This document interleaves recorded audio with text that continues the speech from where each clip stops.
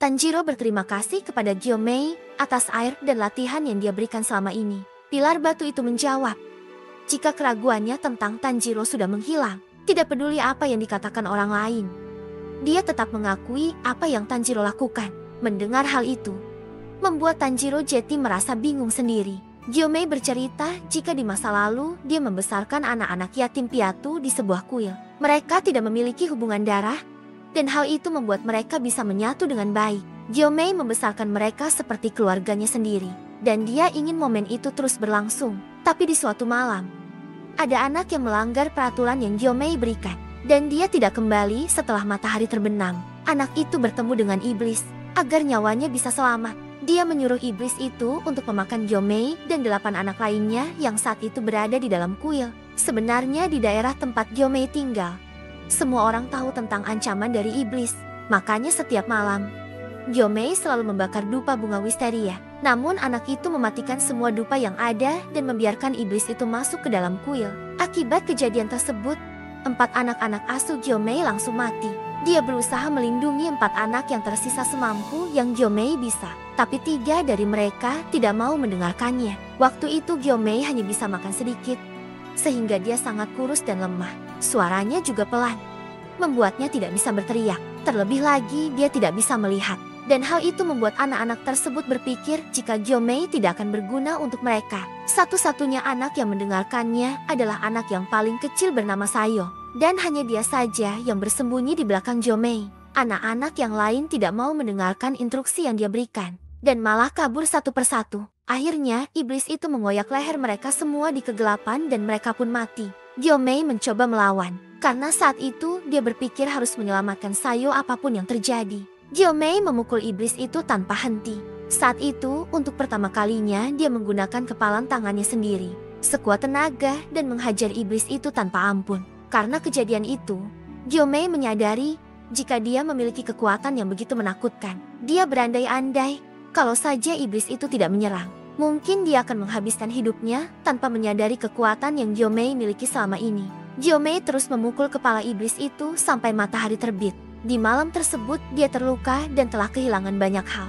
Tidak lama kemudian ketika orang-orang datang menolong, Sayo berkata kepada mereka, jika Gyomei adalah monster, dia malah menuduh Gyomei yang telah melakukan semua ini dan menghabisi mereka semua. Momen itu sungguh mengerikan. Gyomei menduga, mungkin saja bocah itu hanya kebingungan. Lagi pula saat itu, dia masih berusia 4 tahun. Tidak ada yang bisa dia lakukan. Dan begitulah sifat dari anak-anak. Tapi dari semua yang telah dia alami, Gyomei ingin gadis itu berterima kasih. Karena dia sudah berusaha melindunginya sekuat tenaga. Sayangnya saat kejadian itu, tubuh iblis yang Gyomei pukul telah berubah menjadi debu dan menghilang. Sehingga hanya menyisakan mayat anak-anak yang telah terbunuh. Gyomei dipenjara atas tuduhan pembunuhan.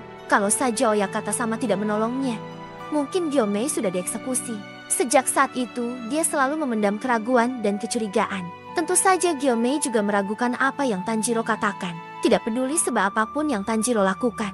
Begitu dia terpojok, sifat aslinya pasti akan muncul. Akan tetapi kenyataannya, Tanjiro tidak pernah lari. Dia tidak pernah berbalik atau kabur. Dan dia selalu jujur serta tidak pernah berbohong.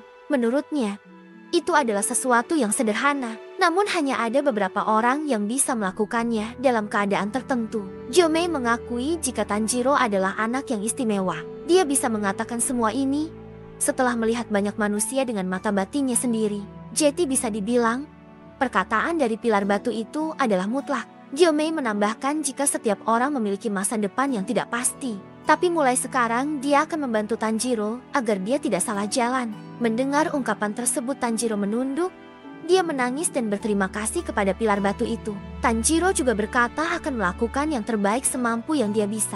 Melihat sikap yang pendekar pedang itu tunjukkan, membuat Gyomei mengelus kepala dari Tanjiro. Sesaat dia teringat dengan bocah kecil yang bernama Sayo yang pernah dia rawat di masa lalu. Sambil tersenyum, Gyomei berkata, jika latihan yang dia berikan sudah selesai, dan Tanjiro telah melakukannya dengan sangat baik. Kemudian diperlihatkan Tanjiro, Inosuke dan Genya yang sedang makan malam bersama di dalam penginapan saat malam hari. Genya bercerita jika Gyomei adalah orang yang baik.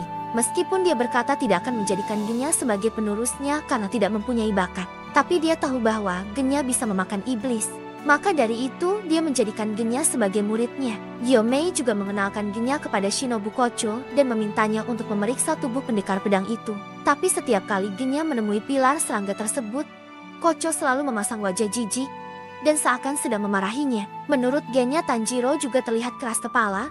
Mungkin pilar itu juga akan memarahinya jika mereka saling bertemu. Tanjiro bercerita jika mungkin kalau dia tidak bisa menggunakan ilmu pernafasan, ada kemungkinan Shinobu Kocho juga akan memperlakukannya dengan cara yang sama. Menurut Tanjiro, Kocho pasti juga mengkhawatirkan tubuh dari Genya. Walaupun respon yang dia berikan seperti tidak suka, Tanjiro bercerita jika setelah selesai makan, dia akan pergi ke tempat Tomioka. Dia menawari Genya untuk ikut pergi bersamanya. Tapi Genya menolak tawaran itu, karena saat ini dia masih belum berhasil mendorong batu melewati kota yang Gyomei perintahkan. Selain itu, Genya juga tidak bisa menggunakan pernafasan. Mendengar jawaban tersebut, Inosuke malah menghinanya. Sambil tersenyum dan tertawa, Inosuke juga mengejek Genya yang tidak bisa menggunakan pernafasan itu. Melihat sikap Inosuke, membuat Genya emosi dan akhirnya mereka berdua berkelahi satu sama lain.